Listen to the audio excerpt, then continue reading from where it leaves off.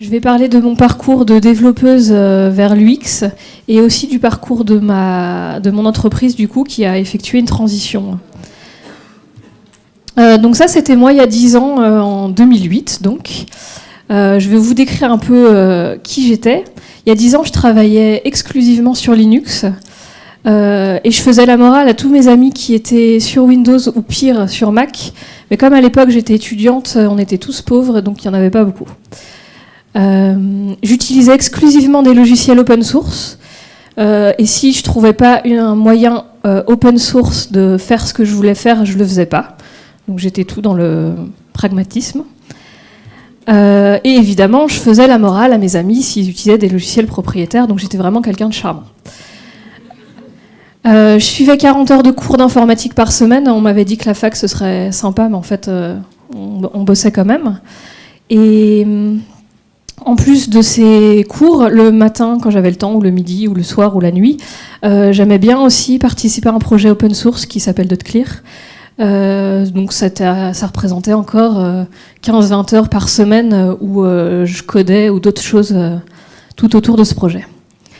Je préférais les lignes de commande aux interfaces graphiques parce que c'était plus rapide, c'était plus automatisable, c'était bien.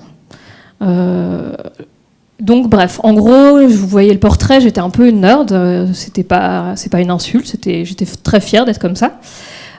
Sauf que aujourd'hui, les choses ont un peu changé. Je travaille sur Mac. J'utilise 23 outils SaaS différents. J'ai essayé de regarder, il y en a 0 qui sont libres.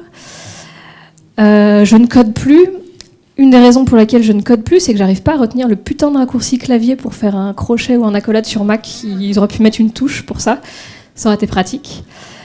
Je passe mes journées à faire des slides et des réunions. Donc voilà, naturellement, vous vous demandez, mais qu'est-ce qui s'est passé ? Comment est-ce que j'en suis arrivée là ? Et peut-être, est-ce que j'ai aussi renié ma patrie et mes parents ? Donc c'est légitime comme question. On va essayer d'y répondre. Et pour ça, on va revenir un petit peu en arrière pour voir comment, en 10 ans, je suis passée, pas d'un extrême à l'autre, mais comment j'ai un peu évolué. Donc il y a 10 ans, je vous ai dit, je participais à un logiciel... j'étais dans un groupe un logiciel open source, .clear, qui sert à faire des blogs. Et dans l'équipe du noyau, enfin des gens qui maintenaient régulièrement, il y avait pas mal de profils différents. Il y avait des développeurs front-end, des développeurs back-end, des graphistes, des admin 6. Il y avait aussi des gens qui n'avaient rien à voir avec le web. Il y avait un gérant de camping, un retraité. Donc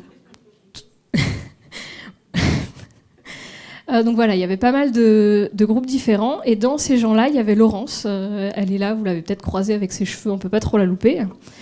Et du coup, Laurence, en 2010, elle m'a envoyé un mail qui disait coucou, je voulais te demander si par hasard, t'avais pas genre super envie d'aller à Paris Web cette année. Je fais partie de l'équipe d'organisation et du coup, j'ai une invitation à offrir. Donc moi, en 2010, j'étais en dernière année de master informatique. J'avais entendu parler de Paris Web, ça me tentait bien, sauf qu'une place, c'était 350 €, je crois. Et moi, étudiante, mon référentiel monnaie, enfin argent, c'était un repas au restaurant universitaire à 2,75 €. Du coup, 350 € pour une place de conférence, c'était pas du tout quelque chose d'envisageable. Donc c'était vraiment pour moi une super opportunité d'aller à un événement pour professionnel. Donc j'ai évidemment dit oui. Et quelques mois plus tard, j'ai séché les cours, j'ai pris ma petite valise. Donc, faut remettre dans le contexte, j'étais étudiante, jeune, naïve, facilement impressionnable. Et je me suis rendue à Paris Web. Là-bas, j'ai eu un énorme coup de cœur pour Amélie Boucher. Elle avait fait une conférence qui s'appelait, j'ai recherché sur les archives de Paris Web, Internautes sous surveillance, retour de la réalité pour un web meilleur. Alors comme le titre ne l'indique pas forcément, c'était une conférence où elle expliquait qu'elle avait invité des utilisateurs dans des locaux pour observer leur utilisation des sites internet. Et grâce à ça, elle avait remarqué qu'il y avait des choses qui n'allaient pas. Et pour moi, c'était révolutionnaire en fait. On pouvait... demander à des utilisateurs, leur poser des questions, les étudier, et ça pouvait nous aider à concevoir des sites et des applications plus efficaces et plus intéressantes. Et c'était vraiment un nouveau monde qui s'ouvrait à moi. C'était fascinant. La même année, elle avait sorti un livre qui s'appelle Design et Interface, donc je l'ai acheté, même s'il coûtait 30 €, donc un mois de repas aux rues, mais ça valait le coup. Donc voilà, c'était vraiment, pour moi, cet événement, ça a été un truc où j'ai découvert plein de choses. J'ai entendu des mots qui me plaisaient, design, ergonomie, UX, que j'avais pas du tout dans mes études parce que j'avais choisi un cursus hyper technique. Donc ça m'a plu. Et puis il y a aussi des mots que j'avais jamais entendus dans mon cursus, et ça, c'est pas une histoire de technique ou pas, mais c'est accessibilité, bonne pratique, standard. C'est des mots que j'espère on entend plus maintenant dans les études, mais je sais pas, je pense que ça dépend aussi des formations. En tout cas, dans la mienne, c'était pas des choses qu'on évoquait, et du coup, ça m'a vraiment donné un coup de boost pour mon avenir professionnel à venir, parce qu'à Paris Web, j'ai rencontré des gens qui étaient motivés, intéressés, qui avaient envie de faire des choses bien, propres.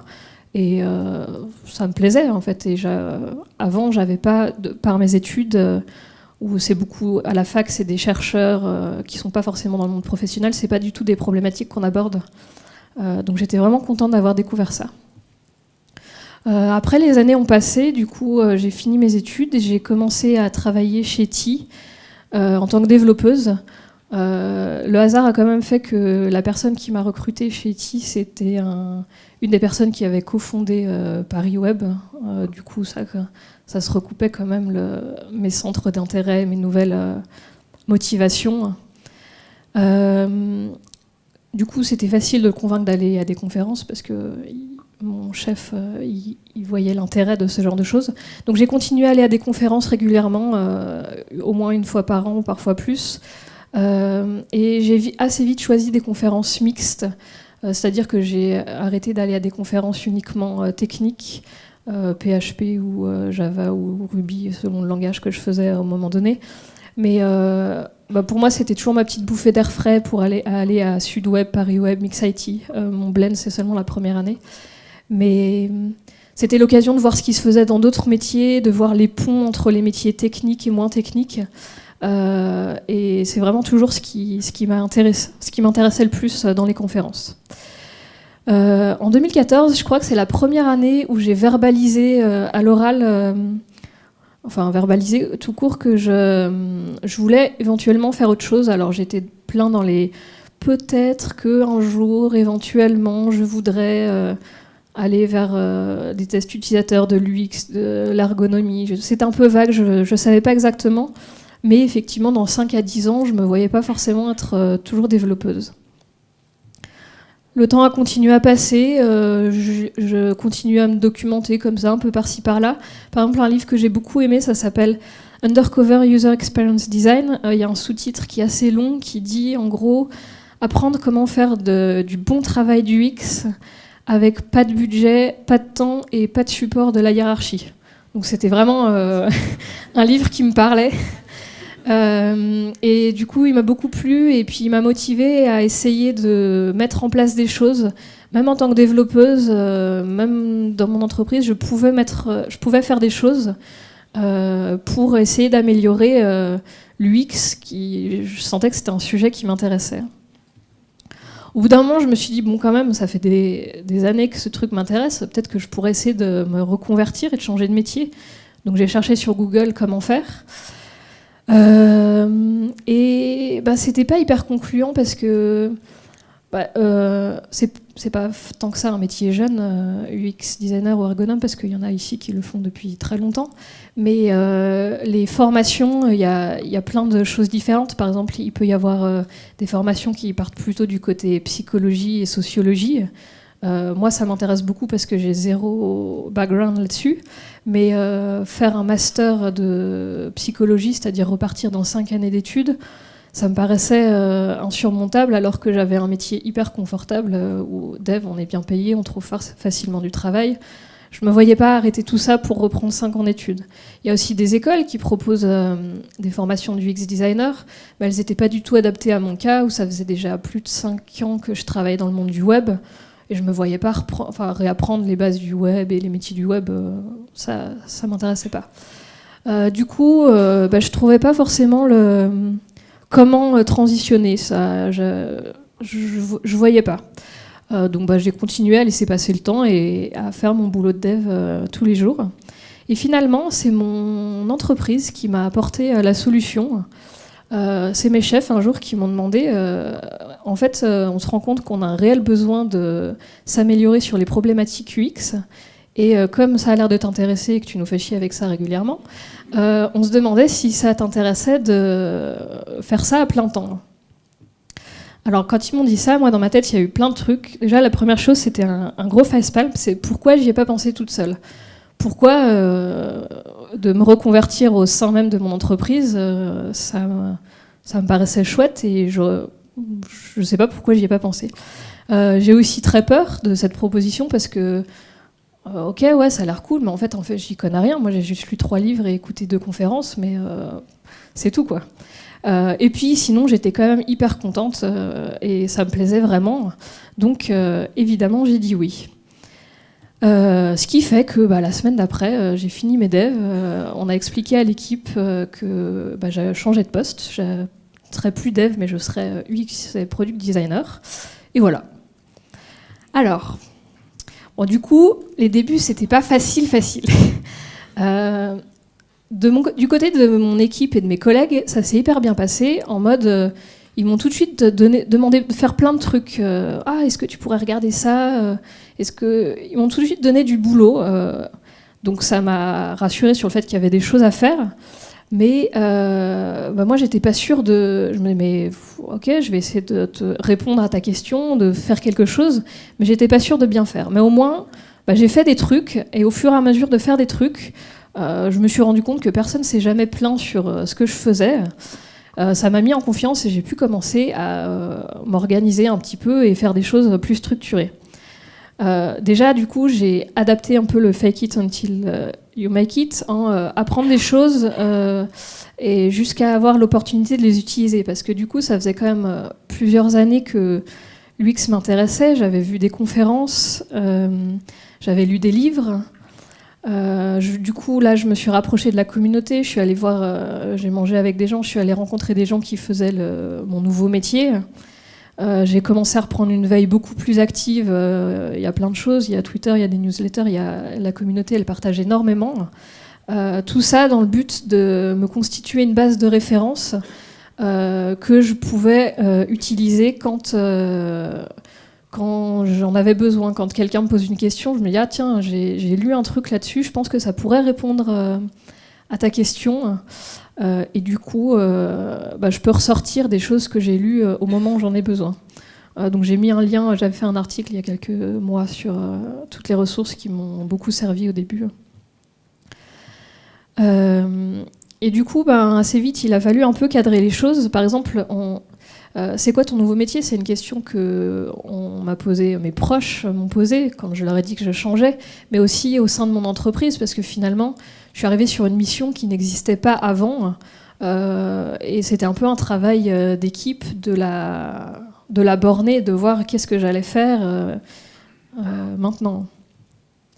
Donc la première chose que je répondais, c'est la définition un peu classique.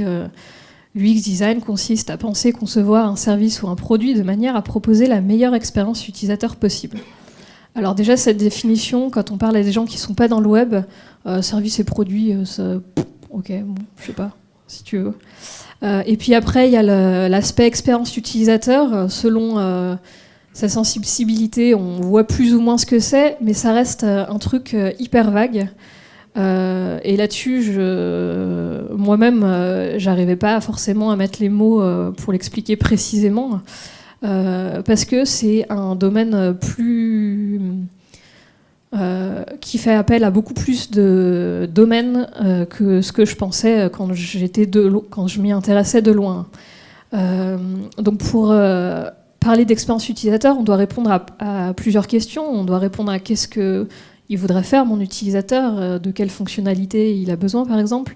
On veut répondre à comment est-ce qu'il veut le faire, et puis aussi à pourquoi est-ce qu'il veut le faire, quelles sont ses motivations, quelles sont ses valeurs. Et donc pour répondre à toutes ces questions, on va devoir s'intéresser au business, on va devoir s'intéresser à tout ce qui est visuel, on va devoir réfléchir aux fonctionnalités, faire des prototypes, évaluer les procédés, comme on architecture l'information. Donc ça fait appel à beaucoup de choses. Et par exemple, moi qui viens d'un background dev, je l'avoue, avant pour moi, marketing c'était un gros mot. Je n'aimais pas ça. Je me suis vite rendu compte que c'était pas une position qui était viable en tant que UX designer, parce que ça a vraiment une partie intégrante quand on veut réfléchir à des questions d'expérience utilisateur, on peut pas du tout mettre ça de côté. Donc il fallait que je m'y intéresse à l'analyse du business et ce genre de choses. Donc une des choses que j'ai dû faire déjà, c'est savoir ce que je savais déjà et savoir ce qu'il fallait que j'apprenne pour être un UX designer potable, voire bien. Donc pour ça, je me suis appuyée d'un modèle en T que Raphaël Yarasari a fait. Donc il a catégorisé, il a regroupé dans des familles des grandes familles de compétences dont on peut avoir besoin. L'analyse métier, l'ergonomie, l'UX, le contenu, architecture d'information, conception d'interaction, conception visuelle, la technique, et puis aussi tout ce qui est communication douce, c'est comment faire passer le message. Dans ces grandes familles de compétences, en haut, on a les compétences les plus faciles à acquérir, et quand on descend vers le bas, c'est des choses qui demandent plus de travail et de compétences. Donc moi qui viens d'un background technique, l'aspect technique, c'est pas un problème pour moi. Alors évidemment, un UX designer, il n'a pas besoin de savoir programmer. Il n'a pas besoin, par exemple, de savoir designer une infrastructure ou une architecture système. Par contre, c'est intéressant qu'il sache que ces concepts existent et qu'ils peuvent avoir une influence sur la manière dont, après, on va réfléchir et concevoir un service ou un produit. Donc, si je reviens sur le modèle en T, le but, c'est évidemment d'avoir un T. Donc, c'est d'avoir des compétences de base dans tous les domaines, et puis ensuite de se spécialiser dans 2, 3, 4, comme on veut, comme on peut, grande famille de compétences. L'intérêt de faire cet exercice, c'est déjà de savoir là où je peux plus facilement répondre et travailler. Et puis dans une entreprise où il y a plusieurs UX designers, ça peut aussi être intéressant pour voir si les profils se complètent, si on a une équipe qui permet de travailler sur vraiment tout le spectre de l'UX. Une fois que je voyais un peu plus clair sur ce que j'avais besoin d'apprendre, fallait aussi qu'on délimite un petit peu ce que j'allais faire. Le cycle de développement dans l'UX design est un peu différent de celui que je connaissais en tant que développeuse. Là, on part d'un problème, on a un problème à résoudre, alors on va faire de la recherche pour savoir un petit peu, comprendre un peu l'état des lieux et ce qui se passe actuellement. À partir des résultats qu'on a récupérés auprès d'utilisateurs ou d'autres moyens, on va synthétiser tout ça, on va générer des idées. Pour lesquels ensuite on pourra créer des prototypes, faire le design qui sera implémenté et on reboucle comme ça. Donc moi, en tant que dev, dans ce parcours que je connaissais plutôt la fin du parcours, où un web designer par exemple il aurait fait la partie design et implémentation. Un dev front-end, il aurait fait uniquement la partie implémentation. J'étais vraiment, quand j'étais développeuse, sur la fin de ce parcours. Là, du coup, je me suis intéressée au métier d'avant. Donc UX designer, ça regroupe un petit peu tout ça. Mais on peut avoir plusieurs métiers qui sont beaucoup plus spécialisés. Par exemple, il y a des gens qui vont être uniquement spécialisés dans la recherche, les UX researchers. Je ne sais pas s'il y a un terme en français. Il va y avoir les designers d'interface qui vont plutôt travailler sur la partie prototype et design. Et puis, il y a aussi des métiers hyper spécialisés que j'ai découverts, les UX writers. Ça va être quelqu'un qui va uniquement réfléchir à comment on écrit, comment on exprime par les mots les problématiques, comment on présente à l'utilisateur avec quels mots on choisit pour parler d'un problème. Et ça, je me suis vite rendu compte qu'effectivement, c'était une vraie prise de tête quand, par exemple, j'ai dû essayer d'écrire un message d'erreur qui soit clair et limpide, mais qui qui expliquait un cas hyper particulier, hyper tordu. Je me dis, ah ouais, en fait, il faut vraiment... ça peut être un boulot à part entière. Et du coup, moi, je suis dans un cas un peu particulier, c'est que je suis dans une équipe d'une personne, moi. Et du coup, ça nécessite un profil un peu différent. Déjà, de fait, on est forcément généraliste. Et comme toujours, quand on est dans un profil généraliste, c'est un peu facile de se sentir mauvais, parce que par rapport à tous les gens qui sont spécialisés, on n'a pas toute cette expérience, toutes ces connaissances, et il faut l'accepter et se dire, ouais, moi, je couvre un spectre plus large, donc ce sera fait différemment que quand il y a plusieurs personnes dans l'équipe. Quand on est toute seule dans l'équipe aussi, il faut avoir un rôle évangéliste, parce que du coup, je suis la seule à porter ce projet, à porter l'envie de faire les choses pour l'utilisateur. C'est pas toujours évident, mais avec le temps, c'est quand même... je vois que je relie pas mal d'autres personnes de mon entreprise, et comme de toute façon c'est venu de la hiérarchie, il y avait un réel besoin et envie d'aller mieux là-dessus, donc c'est pas forcément là-dessus où c'est le plus difficile pour moi. Et puis il y a aussi l'aspect autodidacte. Quand on est tout seul dans une équipe, on peut pas forcément demander de l'aide à des collègues, parce qu'ils font pas le même métier, donc moi je peux me tourner vers la communauté, vers d'autres choses, mais c'est vrai que c'est pas pareil que de pouvoir poser la question directement à quelqu'un qui bosse avec nous. Et puis il y a un autre métier, c'est la licorne, qui n'existe pas vraiment. Ce serait la personne qui ferait tout de bout en bout.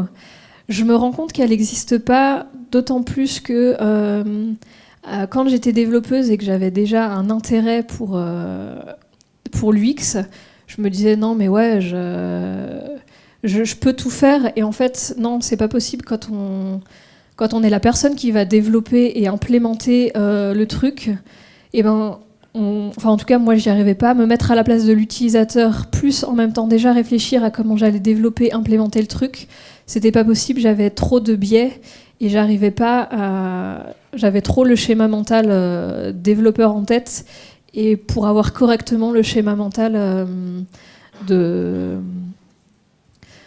l'utilisateur. Maintenant, pour moi, c'est beaucoup plus facile, parce que j'ai qu'à faire comme si je m'en foutais de mes collègues développeurs. Ok, je sens que ça va être compliqué ce que je te demande, mais je pense que c'est ce qu'il faut.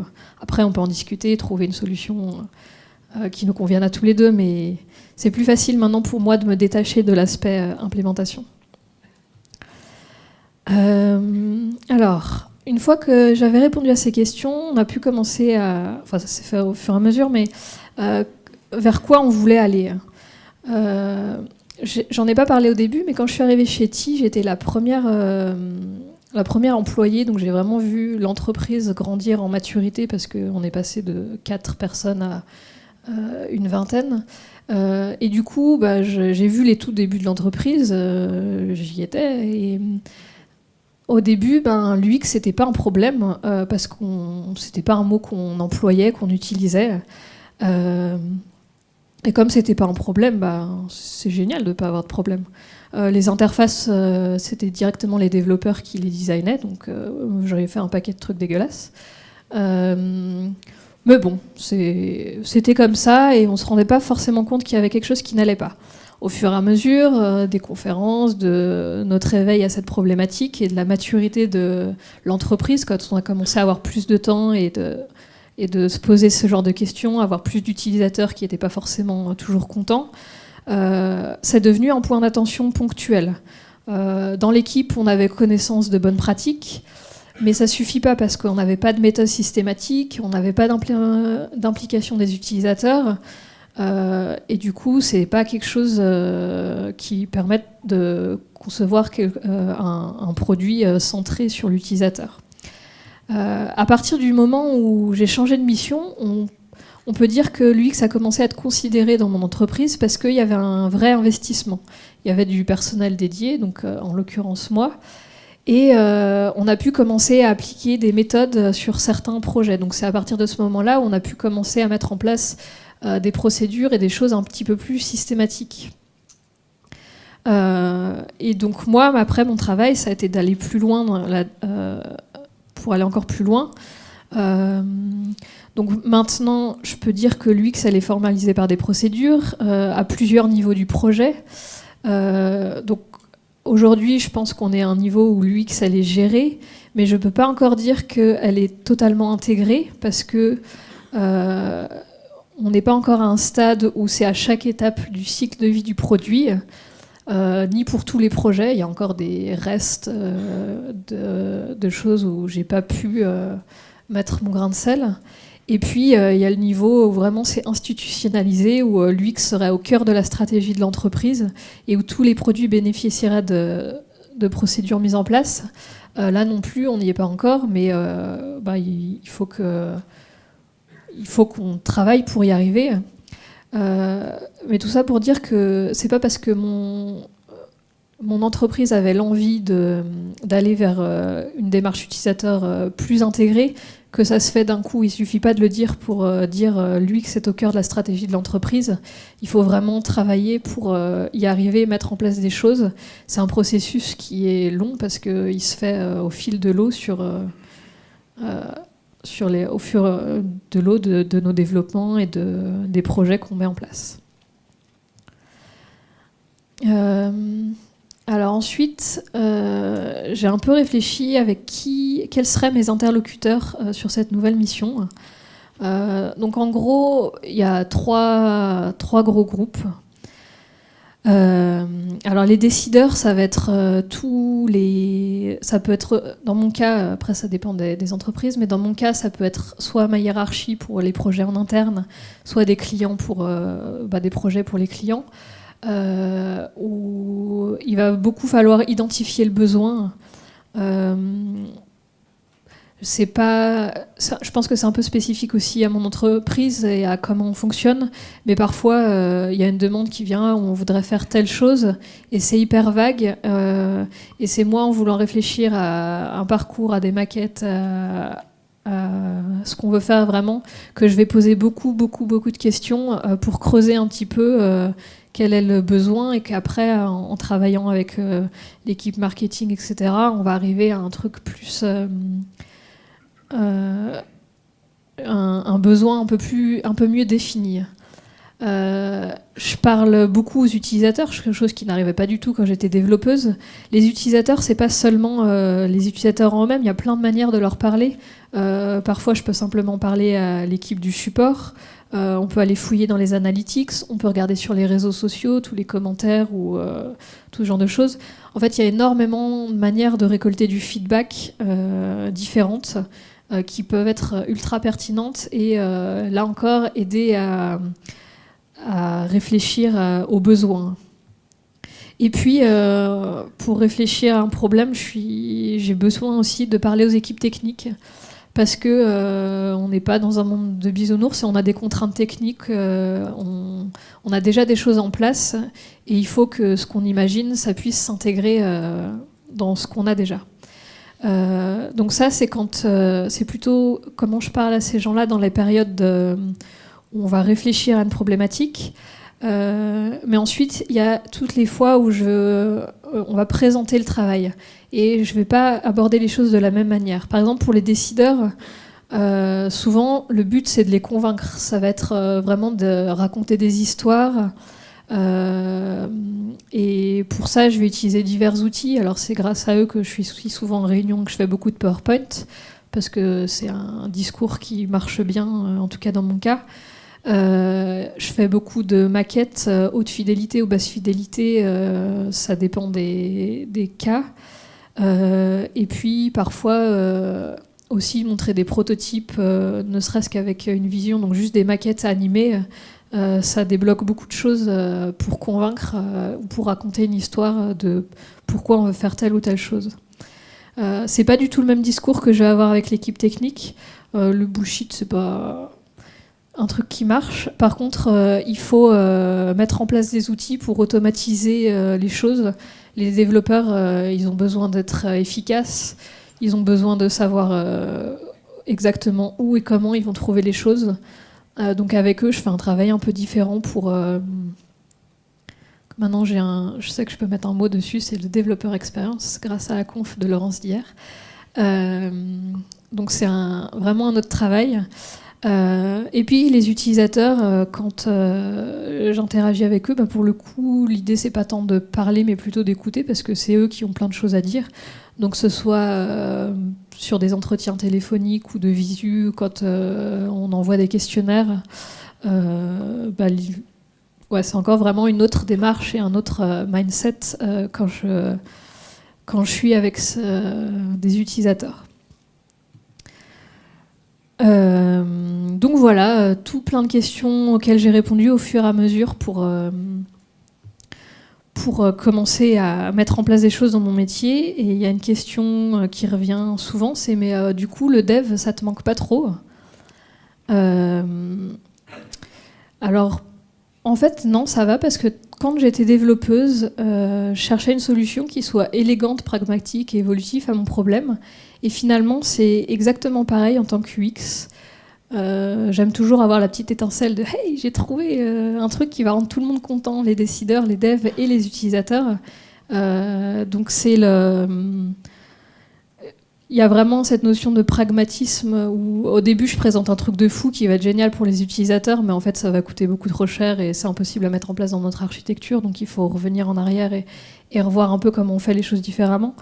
Il y a encore cette notion d'évolutivité où quand on est dev, on doit penser aux évolutions futures et à pas créer trop de dettes techniques, voire améliorer la dette technique d'avant. En UX, c'est pareil. Au fur et à mesure, on se penche sur des nouveaux problèmes. On va pouvoir résoudre des problèmes qui étaient avant et essayer de penser aussi à plus tard. Donc voilà, c'est globalement la même démarche dans la résolution de problèmes. Et puis surtout, j'ai gardé quelques super pouvoirs de développeuse. Je sais faire des requêtes SQL et c'est hyper pratique pour quand je veux avoir des données rapidement sur un type d'usage des utilisateurs. On n'a pas d'écran qui permet d'avoir de ces chiffres parce qu'on ne sait pas encore s'ils sont intéressants. Moi, je peux juste aller voir en base de données, compter, faire des select count, des machins. Et j'ai des réponses. Je sais faire des prototypes, je connais HTML, CSS, JavaScript. Je sais directement modifier le code d'une page pour voir et montrer clairement en dev comment je voudrais ou comment ça rendrait ou comment on pourrait faire. Et surtout, mon super pouvoir le plus puissant, c'est que je sais lire un manuel. Je sais que j'ai pas besoin de tout savoir et que j'ai juste besoin de savoir où est la doc. Alors ma doc elle a changé maintenant, ça va être les livres 30 méthodes UX de Karine Lallemand ou ce genre de choses, mais du coup c'est ça le plus important, c'est de savoir que une méthode existe et que le jour où j'en ai besoin, j'ai qu'à la lire. La première fois je vais me poser plein de questions et je vais me prendre la tête sur comment l'appliquer, mais les fois d'après ça ira mieux et je saurai anticiper les problèmes. Donc voilà, pour répondre à la question comment j'en suis arrivée là,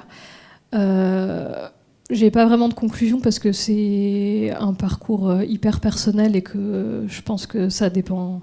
Enfin, je veux pas tirer de grandes conclusions de ce que moi j'ai fait, mais ce qui m'a vraiment aidée là-dedans, c'est de continuer à apprendre tout le long et c'est pas fini parce que j'ai encore beaucoup de choses à apprendre. Donc voilà, et aussi inviter les jeunes à des conférences parce que c'est bien de leur mettre des petites graines dans le cerveau pour qu'ils poussent. Voilà, merci à vous.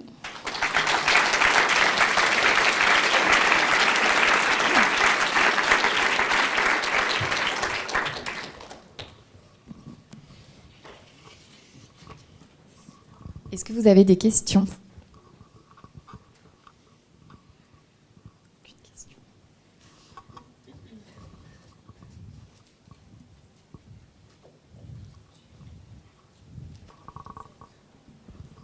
Bonjour, merci beaucoup pour ce témoignage. Je suis un peu dans la même situation, sauf que pour l'instant, je suis Digital Project Manager, donc pas du tout techos, mais on me demande aujourd'hui de transformer mon métier en UX. J'ai fait la même démarche, à savoir des recherches sur les formations. Et quand je t'entends dire qu'il n'y a aucune formation qu'à trouver grâce à tes yeux, ça me pose question parce que autodidacte, ça doit prendre pas mal de temps sur ton temps perso. il n'y a aucune formation professionnelle courte qui aurait pu t'aider, ou en tout cas qui pourrait justifier que derrière on puisse avoir une sorte de légitimité dans l'entreprise?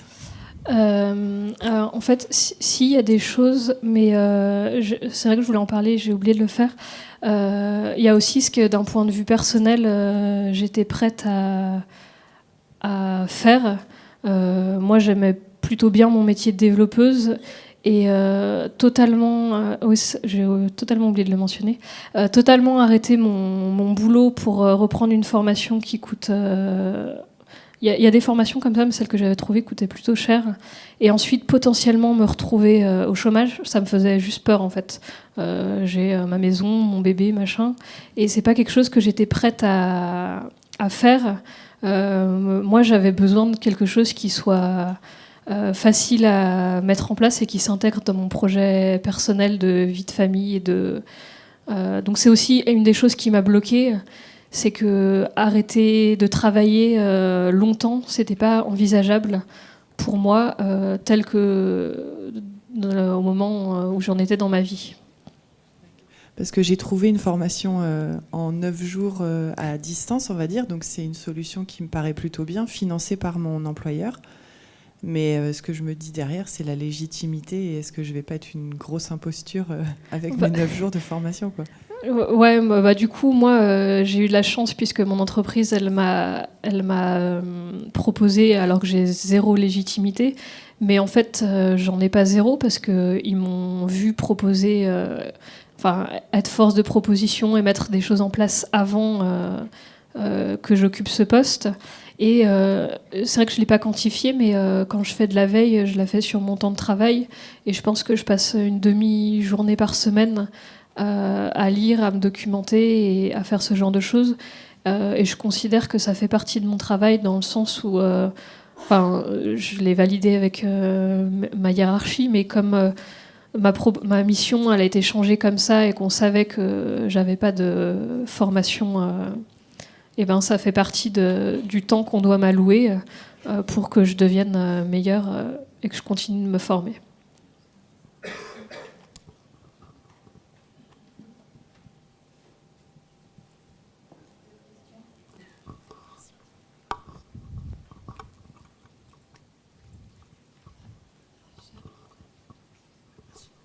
C'est juste une question simple, mais UX designer sous Linux, c'est pas possible? Je l'ai fait pendant 1 mois parce que le temps que je reçoive mon nouveau Mac, mais non, en fait, j'avais envie d'être efficace. Il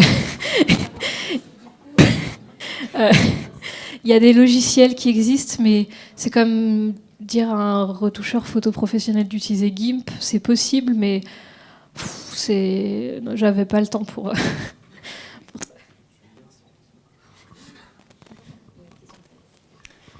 Merci. Je voudrais savoir si tu arrives et si tu as des conseils pour cette audience, si tu arrives à mobiliser des gens qui sont, eux, développeurs pour travailler sur des projets sur une durée limitée, et si tu arrives à faire ça de manière ad hoc, ou si ça fait partie des procédures que tu as réussi à mettre en place à Shetty.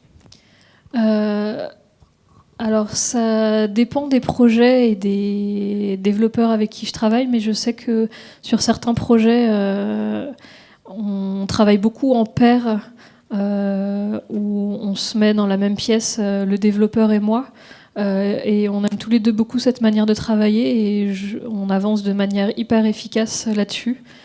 C'est pas quelque chose qu'on peut mettre en place sur tous nos projets pour diverses raisons, mais... En tout cas, sur celui-là, c'est là où je trouve que ça marche le mieux, qu'il y a le plus d'émulation, où on est vraiment efficace. Donc c'est des diverses choses que j'essaie, c'est là où je trouve qu'on est le plus efficace. Sur d'autres projets, je fonctionne de manière un peu différente, où je vais simplement présenter avant, en amont, aux développeurs le travail. Mais il n'y a pas... C'est pas pareil, il n'y a pas cette notion d'aller-retour où on a vraiment une discussion ouverte à deux. Je ne sais pas si ça répond bien à la question.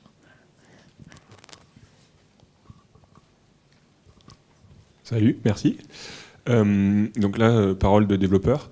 Ouais, je suis un peu comme toi dans les débuts où j'ai une sensibilité UX et ça m'intéresse vachement. Mais par contre, ce qui me fait vachement peur, moi, c'est l'UI. Et du coup, là, tu as surtout accentué sur l'UX et souvent, ça va beaucoup avec l'UI au final. Et moi, c'est ce côté-là du UI derrière où je suis une bille, j'allais dire un gros mot, mais en dessin, tu vois, mais c'est pas ça du tout. Et est-ce que là-dessus, tu as des conseils ou comment tu le vis, toi, dans ton métier, dans ta transformation ?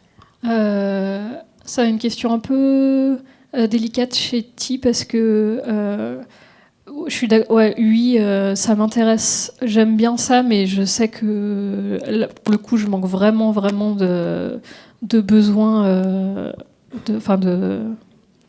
j'ai beaucoup de compétences à acquérir là-dessus et c'est pas forcément ce vers quoi je veux aller, donc je laisse de côté. Sauf qu'on n'a pas de personne qui a plein temps là-dessus. Donc c'est moi qui fais un petit peu quand je reste dans mes capacités. Et sinon, il y a l'autre personne aussi qui nous aide beaucoup là-dessus. Mais je pense qu'on pourra aller plus loin et faire les choses mieux avec une personne dédiée sur ce sujet-là. Chez Ti.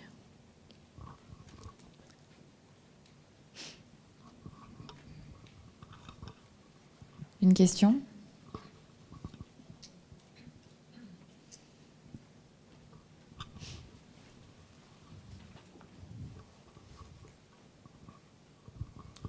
Bonjour, merci pour ta présentation. Je voulais savoir si dans ton entreprise, il restait en fait des zones où tu n'avais pas réussi en fait, à intervenir en termes d'UX sur le produit avec les différentes parties prenantes, que ce soit le marketing ou les développeurs. Ouais, ça m'énerve. J'ai 2 projets en tête et c'est lié. C'est 2 projets qui sont pas destinés à des utilisateurs. Ti, c'est une boîte qui fait du livre numérique. Et donc pour tout ce qui est aspect lecteur, etc., là, c'était ma mission première. Donc clairement là-dessus, je suis intervenue. Mais on a aussi des projets qui sont plutôt du back-end dédié à des professionnels, que ce soit le nôtre ou des back-ends qu'on propose aux libraires. Et cela, j'ai clairement, j'ai pas eu l'occasion de m'y pencher et je sais que l'utilisation, elle est horrible pour les utilisateurs qui en plus utilisent ça dans un cadre professionnel où ils auraient besoin d'être efficaces. Et c'est un peu un point de frustration pour moi. J'aimerais pouvoir prendre le temps d'aller de passer sur ces projets parce que je pense que c'est important. Mais bon, on fait au fur et à mesure.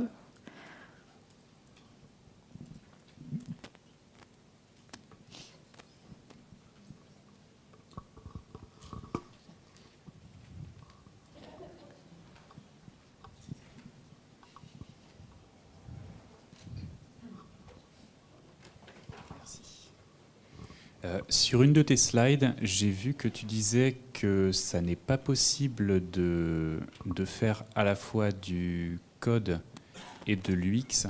Est-ce que c'est simplement par manque de temps ou parce qu'on aurait des enjeux ou des intérêts qui sont contraires ?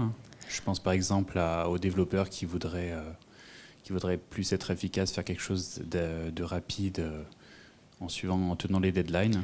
Pour moi, c'est vraiment une question d'intérêt et de biais, pas forcément voulu, parce que quand j'étais développeuse et que je m'intéressais vraiment à l'UX, je me souviens avoir réfléchi, à l'époque où les développeurs proposaient les maquettes, je me souviens avoir réfléchi à des maquettes avec toute la meilleure volonté du monde, sauf que derrière, j'allais développer le truc et je vois bien maintenant que ce que j'ai fait, j'ai pas réussi à me sortir de la tête, le schéma mental de la base de données et ce genre de choses.